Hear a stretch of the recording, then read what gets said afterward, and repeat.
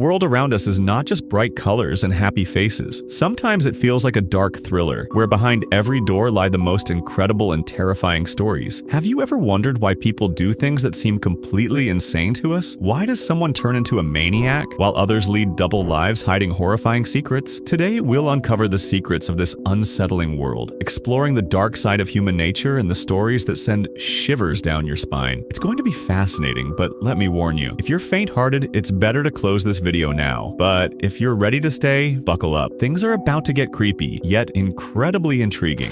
Look at these portraits. All these women are Jane Does. Their real names remain unknown. They were given this name just to have some way of identifying them. Jane Doe is the name used for those who cannot be identified. But these paintings are not just works of art, they are memories, and the artist behind them is Samuel Little. In 2012, Samuel Little was arrested in Kentucky on a warrant related to drug charges and later extradited to California. It was there that DNA tests linked him to the murders of 3 women committed in the late 1980s. At first glance, it seemed like a straightforward case. The evidence matched, the suspect was caught, but Little denied his guilt, maintaining a calm demeanor as if nothing significant had happened. Only years later did investigators realize they were dealing with far more than a murderer. Little was one of the most prolific serial killers in American history. For a long time, Little refused to confess to anything. He relished the control he had over the tension. But when he finally started talking, his revelations shocked everyone. Samuel Little admitted to murdering more than 90 women. He remembered each of his victims in vivid detail, where they lived, what they looked like, and how their last moments unfolded. He preserved these images in his mind almost like trophies, and he chose to bring those memories to life on paper, sketching the faces of his victims. These portraits became a crucial key to solving many cases. Some women were identified years later thanks to Little's drawings, but many remain unknown, still remembered only as Jane Does. Why did Little start talking? Perhaps it was his way of extending his influence, keeping the spotlight on himself, or maybe he simply enjoyed the power his words held over the world. The story of Samuel Little is not just about cruelty. It's a reminder of how long the truth can stay hidden, and that even those the world has forgotten deserve to be remembered. Now, let's take a look at other disturbing cases and try to understand what drives these individuals to commit such unimaginable acts.